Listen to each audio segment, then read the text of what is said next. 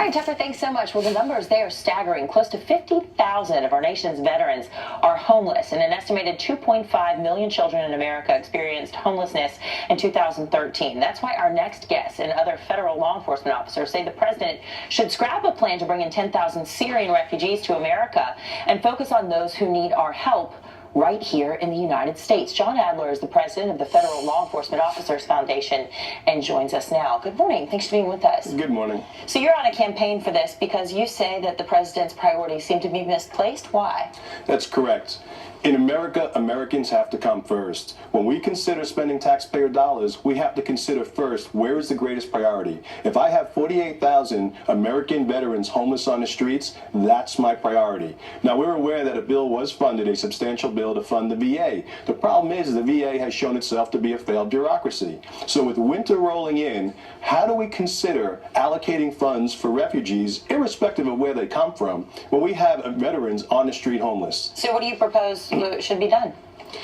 Let's focus. It's priority of focus. Let's get our focus and our dollars focused on our veterans. Let's work with HUD, Housing Urban Development, to figure out how do we get these veterans the mental health care they need, to get the clothing, the shelter, the food they need, and to build them back up. Let's get the great minds in government together. Huddle up, folks. Make this a priority, and let's get our veterans off the street before winter rolls in. Well, and people who oppose that, you know, they would say that it's just the bloodline of humanity that binds all of us together, whether we're Syrian, whether we're American, and that Americans are generous and that we ought to let in these refugees. We should also help our homeless veterans. Where do you stand on that when people say we're just people, we should help people? We should help people, but leadership is all about recognizing priorities. Americans come first. That is our priority. A homeless veteran is more important for a taxpayer dollar spent than someone coming in from another country. There are other options there. There's been talk on secure zones and safety zones, all viable options, but you do not neglect an American to take care of someone else coming in. We're not dispassionate. We understand and appreciate that, but we want to recognize that we have to take care of our own. We have law enforcement officers, first responders from 9/11, who are relying on a bill in Congress right now to get continued funding for their treatment and their screening.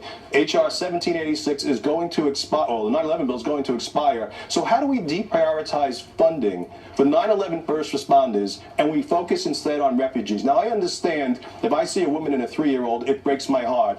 But this woman and this 3-year-old from the National Law Enforcement Memorial, that breaks my heart even more so, because these are Americans and their husband and their father was a sworn law enforcement officer. I don't want them to continue to be left because their husband or their wife died from toxin exposure from 9/11. That is our priority. Yeah, for the 9/11 first responders and also for the homeless veterans. As you mentioned, winter's rolling in. It's getting cold and they're on the streets. Thank you so much for your time today. My pleasure.